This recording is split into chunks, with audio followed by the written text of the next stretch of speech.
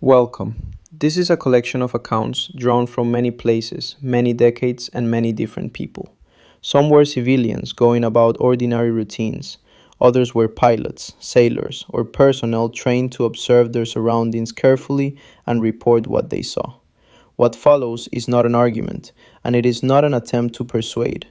These are narratives presented as they were recorded or later recalled, with attention to detail and context, and without speculation about origin or intent. Some of the encounters are brief, others unfold slowly. Many end without resolution. In most cases, the individuals involved did not seek attention, and many spoke about their experiences only years later. You do not need to remember every detail. You do not need to reach a conclusion. This is a long form listening experience, meant to be taken at a relaxed pace. If you are listening at night, allow the stories to pass without effort. If you are listening during the day, let them sit in the background as they unfold. The accounts are presented in sequence, moving gradually through time. There is no announcement when one ends and another begins. They are connected only by the fact that someone noticed something unusual and remembered it. This is not about certainty, it is about observation. Take your time. When accounts from different decades, locations, and contexts are examined together, certain patterns emerge. These patterns are not derived from a single incident, nor do they rely on interpretation or belief. They are based on recurring features reported by witnesses who had no contact with one another, and in many cases, no reason to compare experiences. One of the most consistent features is the absence of overt interaction. Across civilian, military, and group encounters, the entities or objects involved rarely communicate directly. When communication is reported, it is minimal and functional rather than explanatory. The encounters tend to be brief. Objects appear, remain long enough to be observed, and depart. There is little indication of sustained engagement or repeated activity in the same location. Another recurring feature is proximity without escalation. Objects often approach closely, sometimes within meters, yet do not interfere with individuals, vehicles, or infrastructure beyond limited and temporary effects. These effects are typically non destructive and resolve quickly. Witnesses frequently describe a sense of being observed rather than confronted. This impression appears across contexts, from isolated road encounters to military intercepts. The feeling is not described as threatening, nor is it described as reassuring. It is reported as neutral. In military contexts, the pattern persists. Objects are observed near aircraft, ships, or facilities, yet they do not engage in behavior consistent with reconnaissance or attack. They do not linger in ways that would suggest surveillance for strategic purposes, nor do they demonstrate interest in defensive responses. In civilian encounters, witnesses often report a temporary disruption of routine awareness. Missing time, altered perception, or environmental quiet are commonly noted. These effects occur without clear cause and end abruptly. Physical traces, when reported, are limited and ambiguous. Flattened vegetation, shallow impressions, or transient marks on the body are noted, but they do not persist or provide conclusive evidence of mechanism or intent. Another notable pattern is restraint. There is no indication of warning, instruction, or messaging. The encounters do not culminate in demands, threats, or assistance. They begin and end without narrative resolution. Investigators reviewing these cases over time have noted that the objects do not appear to respond to human conflict in predictable ways. They are observed during wars, during peacetime, and during periods of technological transition. Their presence does not align clearly with geopolitical events. Witness reactions also follow a pattern. Immediate fear is uncommon. Confusion, curiosity, and delayed unease are reported more frequently. Many individuals do not speak about their experiences publicly, often waiting years or decades before doing so. When they do speak, the accounts tend to remain stable. Details may fade, but the structure of the experience remains consistent.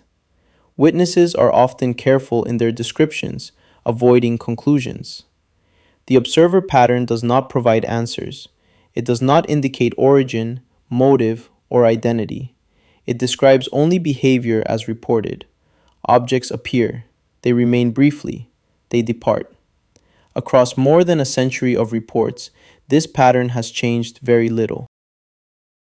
In the late summer of September 2017, an incident was reported by two individuals working in a remote, lightly trafficked area of public land. The location was several miles from the nearest maintained road, accessible only by dirt track and foot. Cellular coverage in the area was intermittent. The individuals were experienced outdoors and familiar with the terrain. They had been conducting routine work throughout the day without incident. Weather conditions were stable, with clear skies and low wind. Sunset occurred shortly after their final task of the day. At approximately 7:40 p.m. local time, one individual noticed an unusual light through the trees to the west. The light was steady and white, positioned low to the ground rather than overhead. Initially, it was assumed to be a distant vehicle or equipment operating beyond the ridge.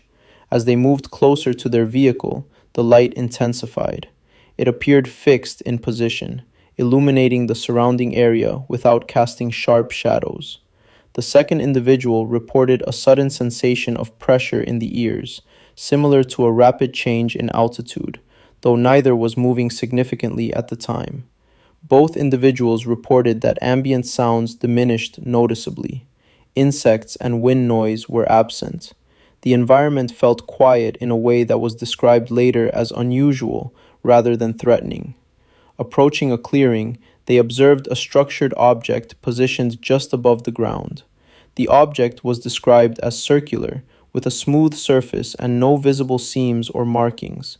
It emitted light uniformly across its surface, without glare or directional beams. The object was approximately the size of a small vehicle, though exact dimensions were difficult to assess due to lighting and lack of reference points. It remained stationary and silent. At a distance of several dozen meters, both individuals reported difficulty continuing forward. The sensation was not described as fear, but as physical hesitation, similar to resistance or fatigue. They did not approach closer. One individual reported seeing movement near the lower edge of the object. The movement was brief and indistinct, suggesting a form shifting position rather than walking. No clear features could be identified. After approximately 1 to 2 minutes, the light began to change. It dimmed gradually rather than abruptly. The object rose vertically, maintaining orientation as it ascended. No dust, debris, or vegetation disturbance was observed. As the object gained altitude, ambient sounds returned. Insects resumed. Wind noise became audible again. The pressure sensation subsided. The individuals remained in place for several minutes before returning to their vehicle. Both reported mild disorientation, but no immediate physical symptoms. They left the area shortly thereafter. In the days that followed, one individual experienced brief headaches and disrupted sleep. The other reported soreness in the joints of the hands and shoulders without visible swelling or injury. These symptoms resolved without treatment. When they returned to the site several days later during daylight hours, no obvious physical traces were found. Vegetation appeared undisturbed. Soil conditions were unchanged. The individuals discussed the event privately, but did not report it to authorities. The lack of clear evidence and the isolated nature of the incident made formal reporting seem unnecessary. When recounting the event later, both individuals provided consistent timelines and descriptions. Neither reported further encounters or unusual activity in the area. The experience was described as contained and limited in duration. There was no communication, no approach, and no pursuit. The object appeared briefly, remained stationary, and departed without interaction. In the early evening of March 13, 2014, residents across several neighboring communities in a metropolitan region reported seeing unusual lights in the sky. The sightings occurred over a period of approximately 30 minutes and were observed by hundreds of individuals in different locations. Weather conditions were clear. Sunset had occurred recently, leaving sufficient ambient light for visual observation, while the sky darkened gradually. Air traffic in the region was moderate and routine. The first reports described a cluster of bright lights appearing at high altitude. Witnesses noted that the lights were arranged in a loose geometric pattern, maintaining fixed distances from one another as they moved slowly across the sky. The lights did not blink or strobe in a manner consistent with conventional aircraft navigation lights. Their intensity remained steady, and their color was described most commonly as white or pale yellow. As the objects progressed across the region, individuals began recording video using mobile phones and consumer cameras. Footage captured from different vantage points showed the lights moving in coordinated formation. In several recordings, the objects appeared to pause briefly before resuming motion. Local news outlets began receiving calls within minutes. Social media posts documented sightings from multiple neighborhoods, often accompanied by short video clips. The timestamps and locations of the recordings aligned closely. Air traffic control later confirmed that no scheduled aircraft operations matched the observed flight paths. Military authorities stated that no exercises or tests were underway in the area at the time. Several witnesses reported that the lights gradually separated from formation, with individual objects altering course independently. Some ascended until no longer visible, others faded from sight without apparent movement. Video analysis conducted later showed that the objects did not exhibit visible propulsion or aerodynamic surfaces. Their movement appeared smooth and controlled, though limited by the resolution and frame rate of the recordings. Investigators reviewed the footage alongside radar data and satellite tracking logs. No corresponding returns were identified that could conclusively explain the observations. In the days following the event, various explanations were proposed publicly, including aircraft, drones, and atmospheric effects. None accounted for the full scope of the sightings, particularly the coordinated movement observed across a wide geographic area. Witnesses interviewed months later remained consistent in their descriptions. Many emphasized the duration of the event and the number of observers present. The experience was generally described as puzzling rather than alarming. No physical evidence was recovered. No follow-up sightings occurred in the same area under similar conditions. The event was documented, reviewed, and categorized as unresolved. The lights appeared together, moved in coordination, and dispersed without explanation. On the afternoon of July 12, 2008, a civilian pilot was operating a small single-engine aircraft on a routine cross-country flight in the southwestern United States. The flight plan had been filed in advance, and weather conditions along the route were favorable. Skies were clear, with light winds and good visibility. The pilot was experienced and familiar with the aircraft and the airspace. The route passed over sparsely populated terrain, with limited ground traffic and minimal radio congestion. Approximately 40 minutes into the flight, while cruising at an altitude of just over 9,000 feet, the pilot noticed a bright object ahead and slightly above the aircraft's flight path. At first glance, it appeared stationary against the sky.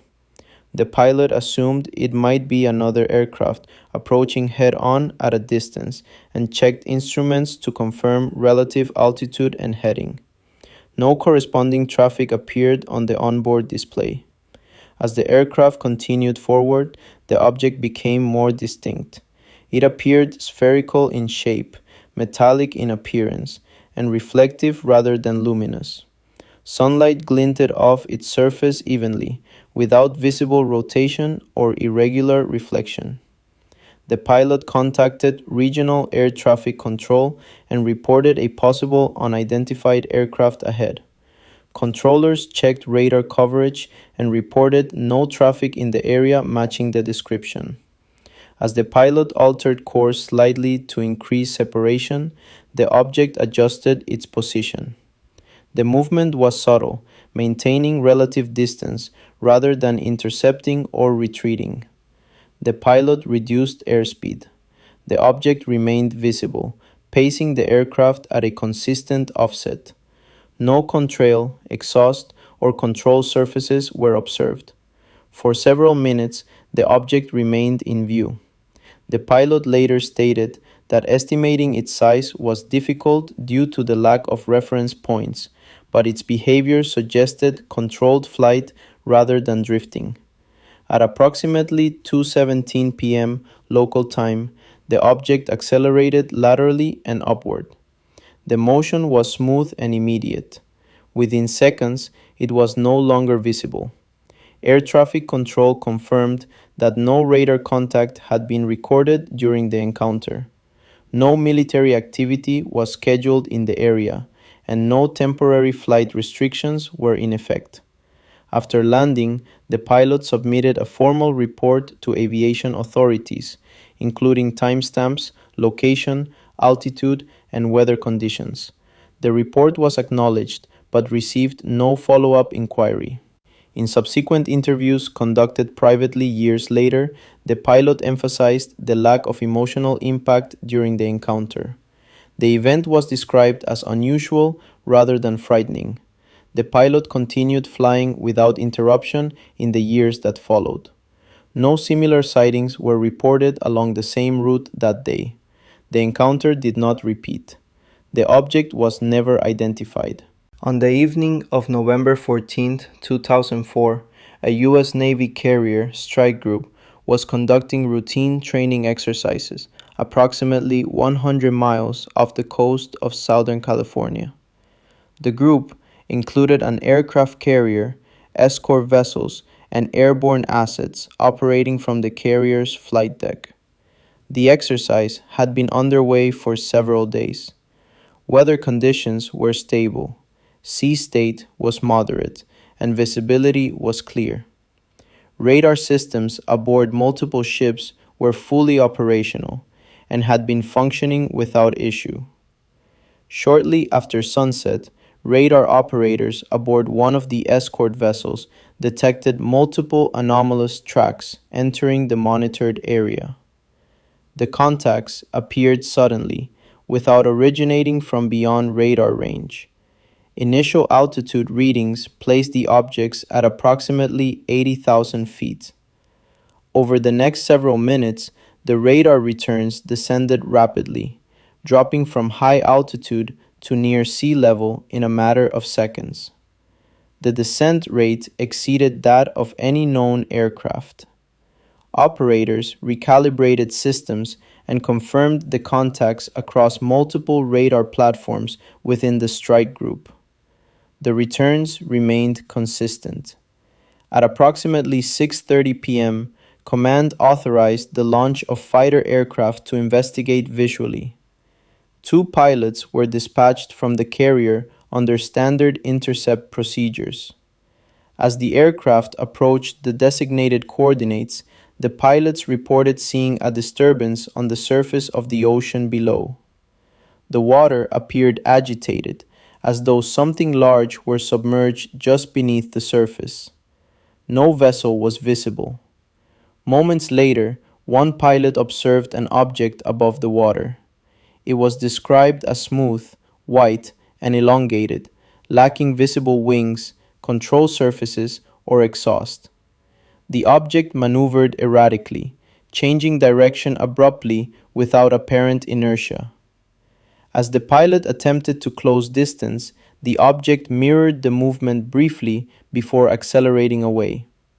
Radar operators aboard the ship reported that the object appeared to anticipate the intercept, repositioning to a new location several miles away almost instantaneously. A second intercept attempt was made later that evening using a different aircraft equipped with advanced sensor systems. During this engagement, the object was detected on multiple sensors simultaneously, including radar and infrared. The object was observed moving at high speed just above the ocean surface. Infrared imaging indicated no visible heat signature consistent with conventional propulsion. At one point, the object ascended rapidly and disappeared from sensor coverage. No sonic boom was reported by pilots or ship personnel. Following the encounter, flight operations continued without further incident. Data from ship-based radar, airborne sensors, and pilot reports were collected and reviewed. Technical inspections found no faults in the radar systems. Environmental conditions were ruled out as a contributing factor. No foreign aircraft or vessels were identified in the area. The incident was classified and discussed internally within naval aviation circles. Personnel involved described the encounter as anomalous but non-threatening. The object did not approach the ships directly, nor did it interfere with communications or navigation. In the years that followed, similar encounters were reported by naval aviators operating in different regions. These later accounts shared several characteristics with the 2004 incident: sudden appearance, multi-sensor detection, controlled movement, and abrupt departure. The 2004 naval encounter marked one of the first instances in which unidentified aerial objects were documented using modern sensor fusion, combining radar, infrared, and visual observation. Despite the volume of data collected, no definitive identification was made. The object was not recovered. No follow-up engagement occurred. The event was recorded, reviewed, and archived. In the early morning hours of November 17, 1986, a military training operation was underway off the eastern coast of the United States. The exercise involved multiple aircraft operating within controlled airspace, supported by ground-based radar installations and airborne tracking systems. The operation was routine in nature. Weather conditions were stable, with clear skies and minimal atmospheric interference. Visibility extended well beyond standard operational requirements. At approximately 3:40 a.m. local time, radar operators at a regional control station detected an anomalous return entering the monitored airspace. The object appeared without an inbound track, registering suddenly at altitude rather than approaching gradually from outside the coverage area. Initially, the return was assumed to be a transient radar artifact. Operators adjusted filters and cross-checked with secondary systems. The return persisted. The object maintained a steady speed consistent with conventional aircraft, though no transponder signal was detected. Controllers reviewed scheduled flight activity and found no corresponding entry.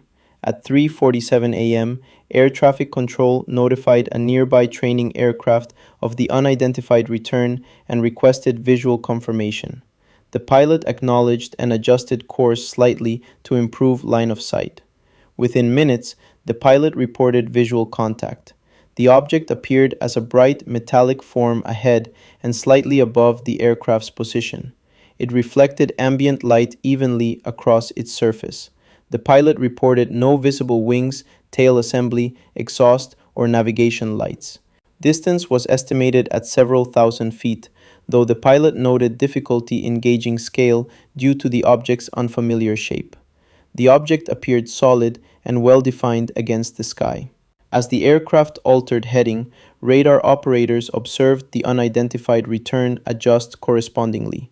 The pilot confirmed that the object appeared to be maintaining relative position rather than drifting. At 3:52 a.m., the pilot was instructed to hold course while additional data was collected. A second aircraft in the area was directed to observe from a different angle. The second crew reported a faint visual anomaly but could not establish clear contact. Without warning, the unidentified object accelerated sharply. Radar data showed a rapid climb from its previous altitude to beyond the upper limits of tracking capability. The acceleration occurred within seconds and lacked a transitional phase typical of conventional aircraft. The pilot reported seeing the object move upward at a steep angle before disappearing from view. No sonic disturbance was detected. At 3:54 a.m., the radar return vanished completely. Following the encounter, the exercise was temporarily suspended. Controllers initiated standard diagnostic procedures to rule out equipment malfunction. Radar systems were tested and found to be functioning within normal operational parameters. No anomalies were detected in data recording equipment. Flight crews were debriefed individually later that morning. Their statements were documented and compared against radar logs and timestamps. The accounts aligned on key points: timing, location, movement, and duration. The incident was classified as an unidentified aerial contact with both radar and visual confirmation. No further engagement was authorized, and no intercept was attempted. In the months that followed, analysts reviewed the data alongside other unexplained radar visual cases from the same decade. While similarities were noted, no unifying explanation was reached. The incident was not publicly acknowledged at the time. Records were archived under standard classification protocols. Years later, portions of the documentation were discussed privately among aviation personnel familiar with similar cases. The event was described as unusual but not alarming.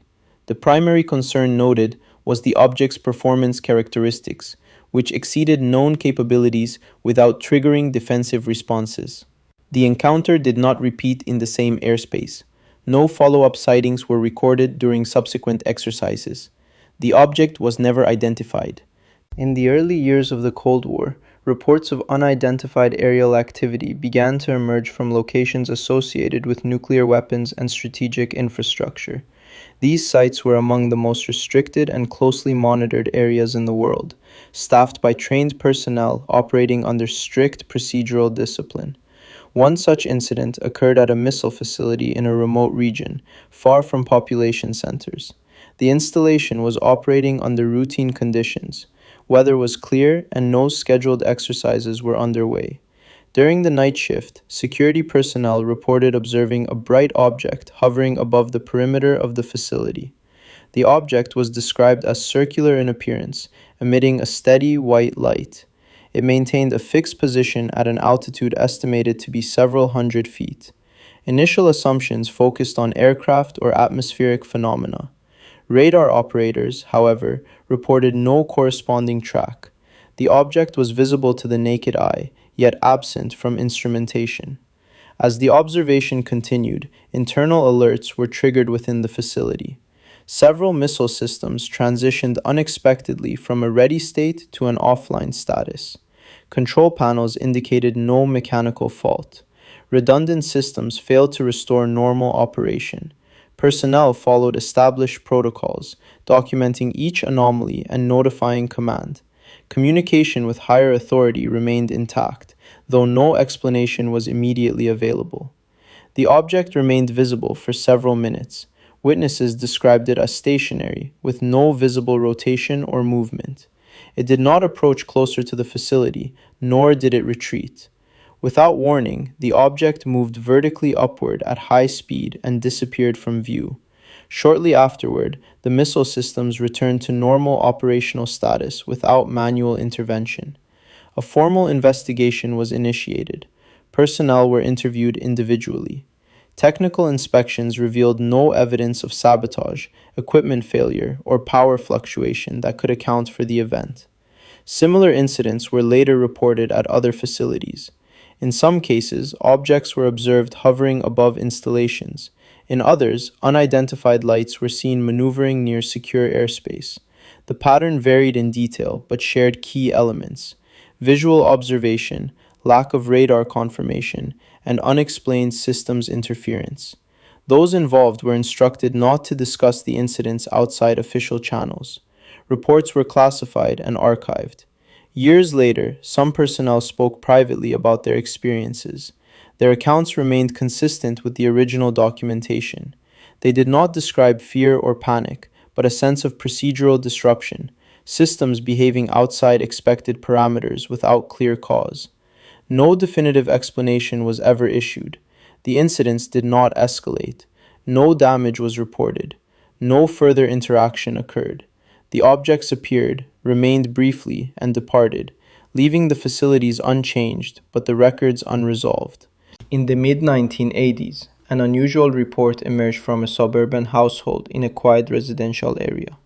The family consisted of two adults and two children, all of whom were present in the home on the night in question. Their routines were consistent, and no unusual activity had been noted in the days leading up to the event. The evening passed without incident. The family ate dinner, watched television, and retired for the night at their usual times. Weather conditions were stable. There were no storms, power outages, or disturbances reported in the neighborhood. During the night, each family member experienced a disruption in awareness. The accounts were not identical, but they overlapped in ways that later drew attention. One of the adults reported waking suddenly with a strong sense that something in the house had changed. The air felt still, and familiar background sounds, such as the refrigerator cycling or distant traffic, were absent.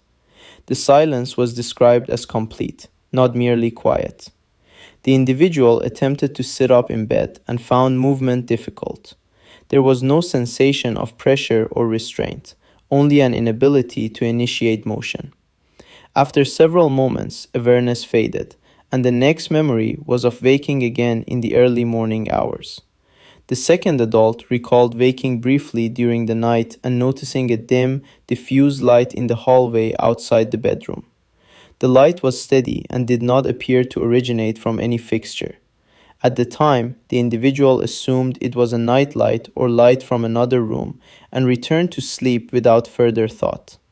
The children's experiences were less structured but no less unusual. One child later recalled waking and finding themselves in a different room than where they had gone to sleep. The room was familiar, but the transition could not be recalled. The child reported feeling confused but not frightened. The other child described seeing a soft illumination along the walls of the hallway. The light did not cast shadows and did not appear to move. The child remained in bed, observing quietly until falling asleep again. In the morning, the family's routine resumed. It was only during casual conversation that inconsistencies became apparent. One adult mentioned feeling unusually tired, despite a full night's rest.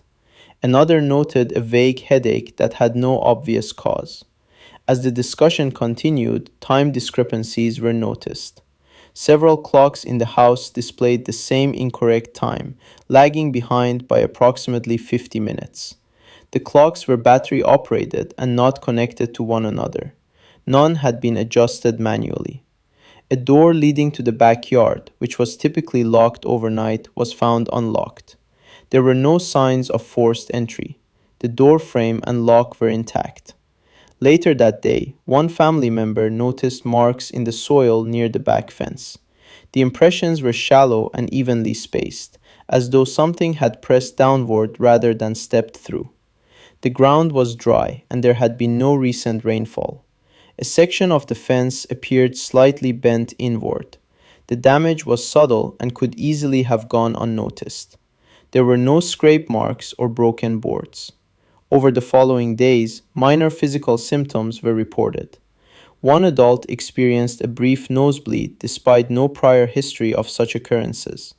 A child complained of soreness in the arms and shoulders without visible injury or recollection of strain. These symptoms resolved on their own. The family did not contact authorities or medical professionals regarding the event. The lack of a clear incident made reporting seem impractical. There had been no visible intruder, no alarm activation, and no memory of direct interaction. Years later, the family revisited the experience during a private conversation. By that time, the children were old enough to articulate their memories more clearly. While specific details varied, the overall structure of the event remained consistent across accounts. Each family member described a sense of interruption rather than intrusion. There was no recollection of panic, fear, or struggle. The dominant impression was one of displacement, of normal time and awareness being briefly suspended. None of the family members reported subsequent encounters or recurring experiences. The house did not exhibit further disturbances. No similar events were reported in the surrounding neighborhood. The household event remained singular and unresolved. It was defined not by what was clearly seen, but by the alignment of missing time, environmental anomalies, and shared disruption across multiple individuals. The night passed into memory without explanation. In the early 1980s, a series of reports began to surface from individuals who described not a single event, but a pattern extending across many years. These accounts did not center on dramatic sightings or visible craft. Instead, they involved recurring experiences that were often subtle, fragmented, and difficult to describe with certainty. One such account came from an individual who recalled unusual episodes beginning in early childhood. The earliest memories were indistinct. They involved waking at night to a sense of presence in the room, accompanied by an inability to move. At the time, these experiences were dismissed as vivid dreams. As the individual grew older, the episodes continued. They occurred irregularly, sometimes years apart. Each followed a similar structure. The witness would awaken suddenly, aware of the surroundings but unable to move or speak. The room appeared unchanged, yet felt unfamiliar in subtle ways. During several of these episodes, the witness recalled seeing figures near the bed. The figures were described as small and upright, with large heads and thin limbs. Facial features were minimal and difficult to focus on. The figures did not speak audibly, and no attempt at communication was recalled. The witness later stated that the figures appeared calm and methodical. There was no sense of urgency or threat. The encounters ended abruptly, with the witness either falling asleep or regaining normal awareness without clear transition. In adulthood, the witness began to notice gaps in memory associated with these nights. Objects in the room appeared slightly repositioned. Clothing was sometimes worn incorrectly or missing without explanation. These details were noted but not initially connected. Medical examinations conducted for unrelated reasons revealed small marks on the body, often triangular or circular in shape. Physicians could not determine their origin. The marks healed normally and caused no lasting discomfort. Over time, the witness encountered others with similar experiences. Their descriptions aligned closely in structure, though not in exact detail. The timing, emotional tone, and absence of overt interaction were consistent. In later years, the witness sought therapeutic guidance to better understand the experiences. Under careful recall techniques, additional impressions surfaced. These involved bright, diffuse light and environments that felt clinical rather than mechanical. The memories lacked clarity and were described as incomplete. The witness did not report any sense of being chosen or monitored for a specific purpose. The encounters were described as impersonal, procedural, and emotionally neutral. As the individual aged, the experiences diminished in frequency. Eventually, they ceased altogether. No explanation was offered, and no definitive conclusions were drawn. The witness continued daily life without further incident. The pattern ended quietly as it had begun. In the late 1970s, an incident was reported by an individual traveling alone along a rural highway at night. The road was lightly traveled, with long stretches lacking streetlights or nearby structures. The witness was familiar with the route and had driven it many times before without incident. While approaching a gentle curve, the witness noticed a bright light ahead, positioned low above the road. At first, it was assumed to be a vehicle stopped on the shoulder. As the distance closed, the light appeared stationary and unusually intense, illuminating the surrounding area without a clear source. As the witness slowed the vehicle, the engine began to lose power. The dashboard lights dimmed and the radio cut out. The vehicle rolled to a stop several dozen meters from the light. The witness later stated that there was a period of uncertainty at this point.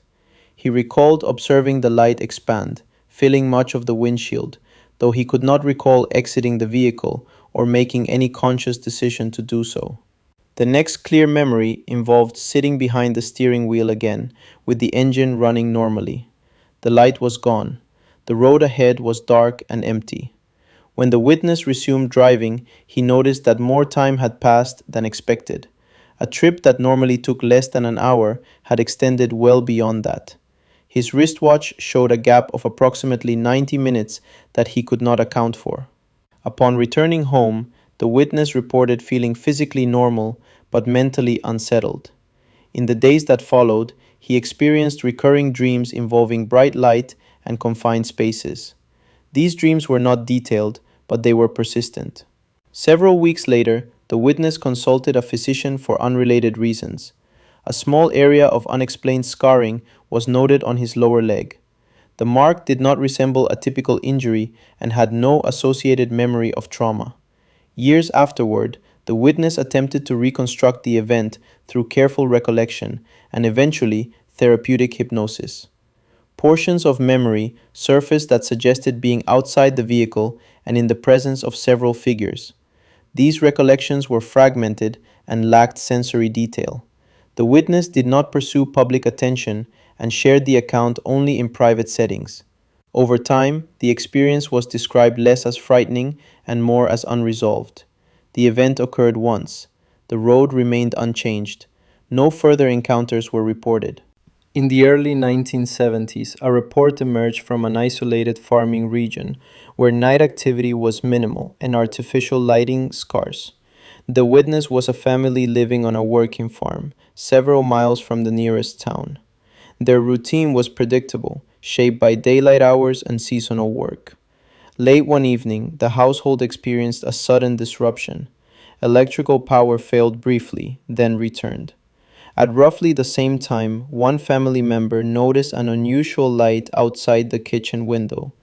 The light was stationary and brighter than any vehicle headlamp or farm equipment. Stepping outside, the witness observed a disc-shaped object resting in a nearby field. It was elevated slightly above the ground and emitted a steady, diffuse glow. The surrounding area was quiet, livestock remained still, and no mechanical sound was audible. Two figures were visible near the object. They were described as roughly human in form, but smaller in stature. Their movements were methodical, with no signs of urgency. One appeared to move around the perimeter of the object, while the other remained closer to its underside. The witness did not approach further.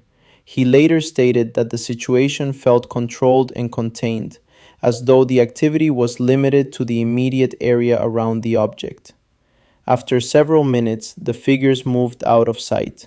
The object then rose vertically, maintaining its orientation as it ascended. No flame, exhaust, or wind disturbance was observed. The light faded as the object gained altitude until it was no longer visible. The following morning, the family inspected the field. They reported a circular area where vegetation appeared pressed down evenly. The soil beneath was dry and compacted, with no sign of burning or digging. No residue or debris was found. Local authorities were notified. A brief inspection was conducted and statements were taken. No explanation was offered, and no further contact was made with the family. In the weeks that followed, the witnesses reported no additional activity. Electrical systems functioned normally. Livestock behavior returned to baseline. The area remained unchanged. Years later, when recounting the event, the family's descriptions remained consistent. They did not report ongoing contact or further sightings. The incident was described as isolated and brief. The farmhouse landing did not lead to broader investigation or public inquiry. It was recorded as an unexplained event and left unresolved. The object did not return. In the mid-1960s, an unusual report emerged from a small rural community, where the daily routine was largely unchanged from year to year. The event occurred during daylight hours, in a setting that offered little opportunity for confusion or misinterpretation. A group of school children had been sent outside during a scheduled break. Teachers remained nearby, supervising from a short distance. Weather conditions were clear and visibility was unobstructed. Several children noticed an object descending beyond the edge of the school grounds. It was described as a compact metallic craft, resting briefly near a stand of trees. The object did not emit smoke, flame, or sound. Shortly afterward, multiple children reported seeing figures near the object. The figures were described as upright and bipedal, with proportions that appeared human but subtly unfamiliar. Their movements were deliberate and unhurried. Teachers were alerted as the children became agitated. By the time adults approached the edge of the grounds, the object was no longer visible. Some children reported seeing it rise vertically and disappear. Over the following days, investigators interviewed the children individually. Despite their age differences and lack of coordination, their descriptions were broadly consistent. The shape of the object, the location, and the appearance of the figures varied only in minor details. Several children later described persistent feelings of unease when recalling the events. Others reported recurring dreams related to the encounter. These reactions were noted but not formally analyzed at the time. No physical traces were recovered from the reported landing site. Soil samples and vegetation showed no clear abnormalities. The incident drew brief media attention before fading from public discussion. No official explanation was issued, and no follow-up investigation was publicly acknowledged. What remains notable is the number of witnesses and the setting in which the event occurred. The encounter took place in a familiar environment, during normal activity, with multiple observers present. The accounts were recorded and archived. The event was not repeated. In the late 1940s, reports of unusual aerial activity began to surface in rural areas of the United States, particularly in sparsely populated regions where artificial light was minimal and witnesses were accustomed to long periods of isolation. These accounts differed from earlier sightings in one key respect. The object was not always observed at a distance. One such report came from a ranching area in the American Southwest. The witness was a landowner who spent most of his time working alone across a wide expanse of open terrain. Late one evening, he noticed an unusual glow beyond a low rise on his property. The light was steady and localized, unlike lightning or distant vehicle headlights. Approaching on foot, he observed a metallic object resting on the ground. It was oval in shape, smooth, and without visible seams or markings that he could identify. The surface reflected light softly rather than sharply, giving it a dull, uniform appearance. The object was silent. At a short distance, the witness reported seeing several small figures near the craft. They were described as upright, roughly human in form, though shorter in stature. Their movements were controlled and purposeful. No tools were visible, and no gestures were made toward the witness. The encounter lasted only a few minutes. The witness stated that the figures appeared aware of his presence, but did not react to it. Shortly thereafter, he reported hearing a low hum, at which point the figures moved back toward the object. The craft rose vertically from the ground without visible propulsion. There was no blast, no dust cloud, and no noticeable disturbance to the surrounding vegetation. It ascended smoothly and disappeared into the night sky. The following morning, the witness returned to the location. He reported flattened grass and shallow impressions in the soil where the object had rested. No debris was recovered. The incident was reported to local authorities, Within a short time, military personnel arrived and conducted their own inspection. The witness was asked to provide a statement. He later stated that he was advised not to discuss the event further. No official explanation was provided. Similar reports emerged during the same period. Rural witnesses described grounded objects, brief observations of non human figures, and rapid military response. In most cases, physical evidence was limited or inconclusive. What distinguishes these accounts is their restraint. Witnesses did not describe prolonged interaction or communication. The encounters were brief, quiet, and ended without escalation. The individuals involved rarely sought publicity. Many spoke about their experiences only years later, often with hesitation. Their descriptions remained consistent over time, focusing on observable details rather than interpretation. These incidents occurred during a transitional period, as the language surrounding unidentified aerial phenomena was still forming. Witnesses lacked a common framework for understanding what they had seen. The reports were documented, filed, and left unresolved. The events did not repeat in the same locations. The objects did not return. In the year following the end of the Second World War, a new series of aerial reports began to surface in Northern Europe. These sightings were concentrated primarily in Sweden, Finland, and surrounding regions. They occurred during peacetime, in areas not actively involved in military operations. Observers described elongated objects moving at high speed through the sky, often leaving no visible exhaust or contrail. Because of their shape and trajectory, the objects became known as ghost rockets. Initial reports came from civilians. Fishermen, farmers, and local residents described seeing objects traveling low over lakes and forests. In some cases, the objects appeared to descend into bodies of water. Witnesses reported no explosions, no debris, and no signs of impact.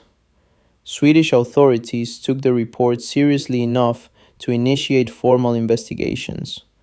Military personnel were tasked with collecting testimony and conducting site inspections. In several instances, search teams were dispatched to lakes where objects were reportedly seen entering the water. No wreckage was recovered. One account involved a group of fishermen who observed a metallic object descending toward a nearby lake at dusk. They reported a controlled descent, followed by entry into the water without visible disturbance.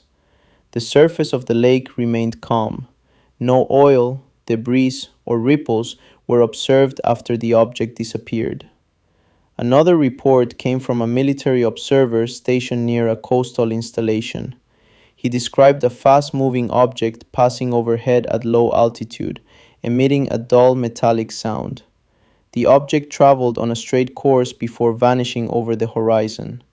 Radar stations in the area reported no corresponding track. Over the course of several months, hundreds of similar reports were logged. Approximately one-third of the sightings were classified by Swedish investigators as unexplained. The remainder were attributed to known aircraft, meteor activity, or misidentifications. The unexplained cases shared several characteristics. The objects exhibited controlled flight. They followed stable trajectories. In many instances, they appeared to adjust course. At the time, speculation focused on the possibility of foreign missile tests. The Soviet Union was considered the most likely source. Swedish officials investigated this possibility extensively, reviewing intelligence and consulting with neighboring countries. No evidence was found to support the missile hypothesis. The objects did not match the known capabilities of contemporary rocket technology.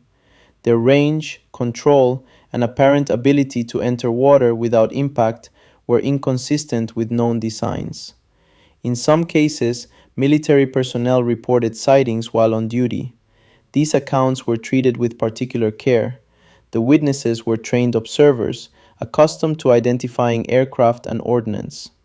Despite the attention given to the phenomenon, no definitive explanation emerged. By late 1947, the frequency of sightings declined. The investigations were gradually closed. The ghost rockets were not linked publicly to earlier wartime encounters. However, the similarities were noted privately by some investigators. Both involved controlled aerial objects, limited interaction, and sudden disappearance. The reports were archived. The phenomenon passed without resolution. No conclusions were drawn. In late 1944, Allied aircrews flying night missions over Europe began reporting unexplained lights in the sky. These encounters occurred during routine patrols, bombing runs, and interception missions. The reports were initially sporadic, but they increased in frequency as the war progressed. Pilots described small, luminous objects appearing at altitude, often off the wing or tail of their aircraft. The lights were typically orange, red, or white, and were described as self-luminous rather than reflective. They appeared suddenly, without any visible approach. One American night fighter pilot reported seeing a glowing sphere pacing his aircraft shortly after crossing into hostile airspace. The object maintained a constant distance, adjusting its position as the pilot altered speed and heading. Attempts to identify it through onboard instruments were unsuccessful. Radar showed no corresponding contact. The pilot later noted that the object's movement appeared smooth and controlled. It neither lagged behind nor overshot during turns. After several minutes, it accelerated upward and disappeared into the cloud layer above. Similar reports came from other squadrons operating in the same region. In many cases, pilots initially assumed the lights were a new form of enemy weapon or aircraft. Intelligence officers considered the possibility seriously, as both sides were known to be developing experimental technology. Despite these concerns, no pilot reported being fired upon or interfered with. The objects did not pursue aggressively, nor did they attempt to block or disrupt missions. Their presence was persistent but passive. In one case, documented by a U.S. Army Air Forces unit stationed in France, a pilot encountered multiple lights during a single sortie. The objects appeared one at a time, each pacing the aircraft briefly before departing in different directions. Ground controllers monitoring the flight reported no radar anomalies.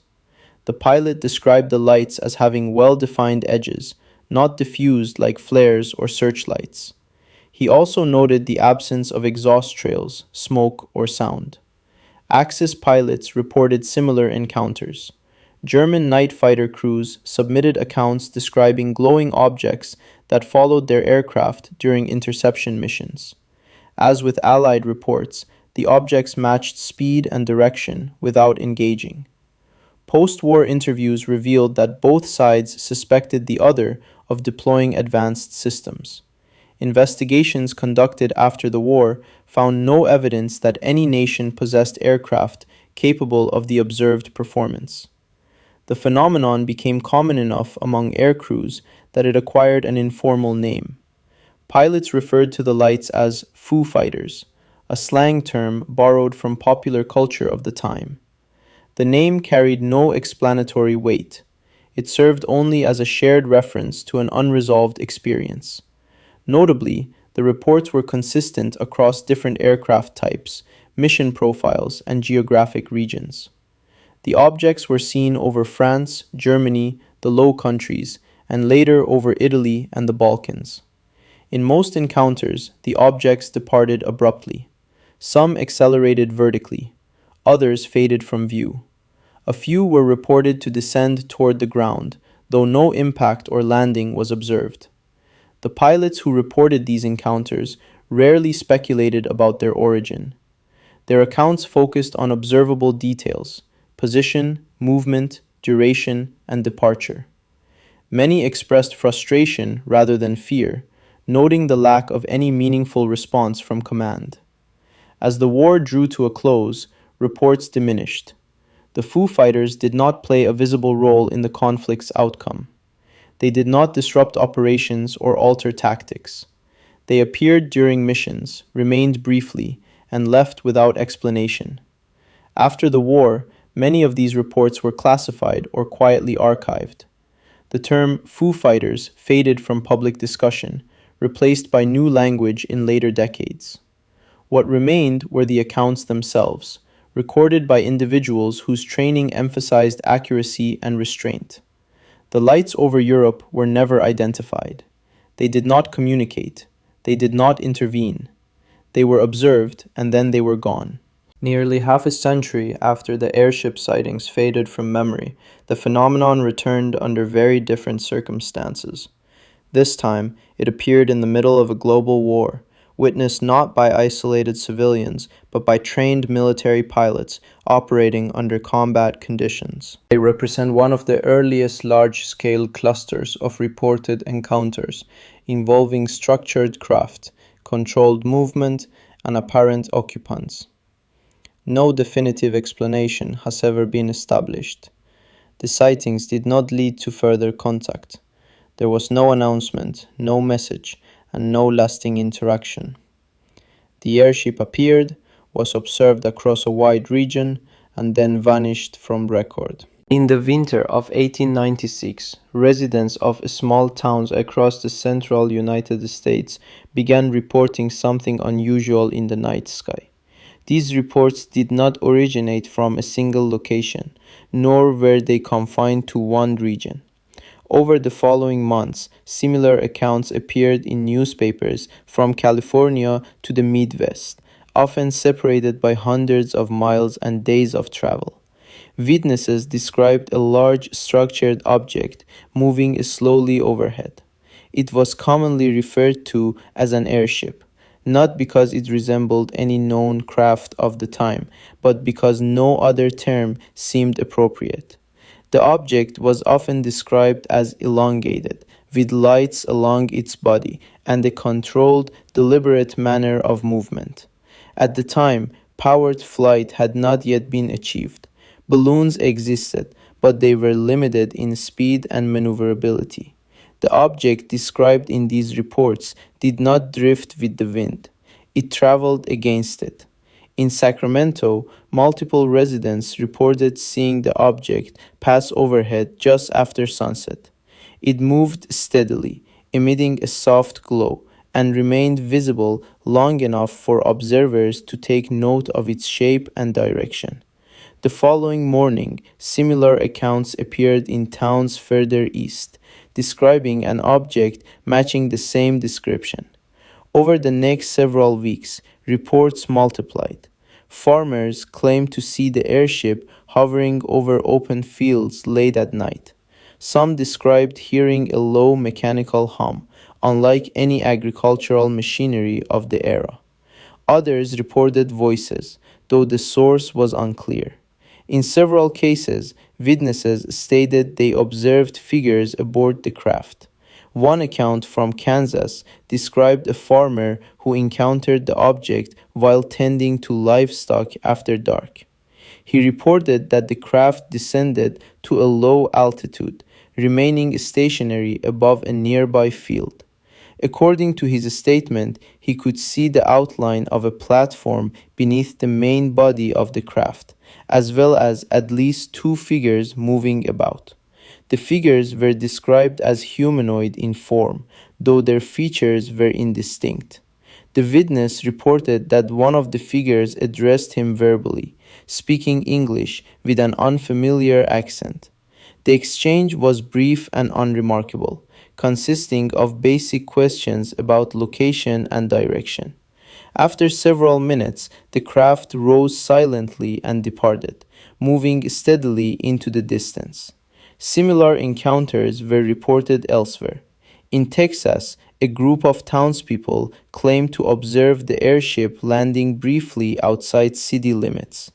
Several individuals approached the craft, describing metallic surfaces, unfamiliar symbols, and lights arranged in a deliberate pattern. The figures observed near the craft were again described as human-like, though unusually tall and thin. No physical evidence was recovered. No marks were left behind that could be conclusively linked to the event. What makes these reports notable is not their content alone, but their consistency. Descriptions of the craft's shape, movement, and lighting varied little across regions. The behavior attributed to the occupants was similarly restrained. There were no reports of hostility, no warnings, and no displays of advanced weaponry.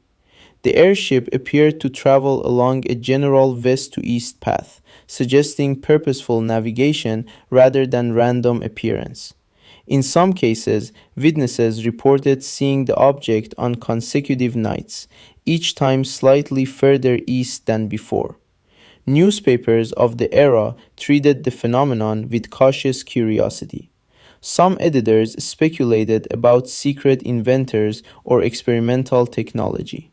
Others dismissed the sightings as hoaxes or mass hysteria. Still, the sheer number of independent reports made simple dismissal difficult. Several inventors were publicly questioned about the sightings. None claimed responsibility. No patents or prototypes matching the descriptions were ever produced. As the months passed, the reports gradually ceased. By early 1897, the airship was no longer observed. The phenomenon ended without explanation, leaving behind only newspaper clippings, personal letters, and local accounts passed down through generations. What remains striking is the tone of the original reports. Witnesses did not frame their experiences as extraordinary or supernatural. They described what they believed they had seen, often with hesitation rather than certainty. Many expressed confusion rather than fear. There was no cultural framework at the time for extraterrestrial visitation. The language of flying saucers and alien craft did not yet exist. Witnesses relied on familiar terms, applying them imperfectly to something unfamiliar. In retrospect, the airship sightings occupy an unusual position in the historical record. They occurred before powered flight, before mass media amplification, and before the modern concept of unidentified flying objects took hold.